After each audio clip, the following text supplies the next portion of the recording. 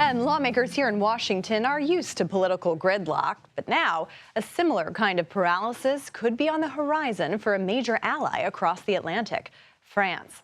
A left-wing alliance beat back a far-right surge, winning the most seats in snap legislative elections yesterday. President Emmanuel Macron's centrist coalition came in second, but no party came close to reaching a majority in the National Assembly. Elaine Cobb joins us now from Paris on what we can expect next. Elaine, good to see you. So how much concern is there for political paralysis in the country because of these results? Caitlin, because no one party or alliance managed to form the absolute majority needed to form a government, we are looking at some kind of coalition.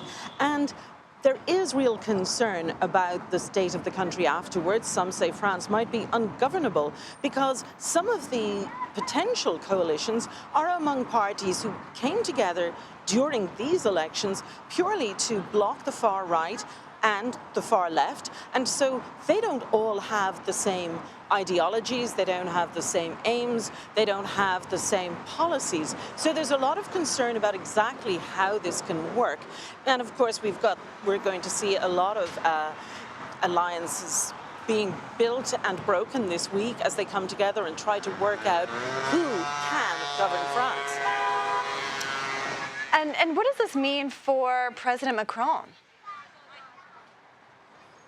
Well, he has been weakened by this because in calling the snap elections, his own party, which had a relative majority but was in government, is now out of government and will have to rely on some other parties if they want to govern again. He has, for the moment, decided to leave his current outgoing Prime Minister Gabriel Attal in place and asked him to keep a caretaker administration for the stability of the country. So that gives him a bit of breathing room, but he will be in cohabitation, as the French call it, with whoever forms a government. And that's always a bit difficult in France. It means that there'll always be a tussle or compromise or negotiation over anything that they want to do. And, you know, obviously news reached over here. President Biden touched on the results today in a phone interview with MSNBC earlier today. Let's take a listen. You know, on Europe, the polls are wrong. In France, they're also right. There's no right wave or tide here in America either. So what kind of impact could this gridlock that we could see in France have on the country's relationship with the United States and the rest of Europe? I think the relationship with the United States, given that it's a presidential election year in the US, will not be hugely impacted. Everyone has domestic issues in mind. But I think the relationship with Europe will be seriously impacted.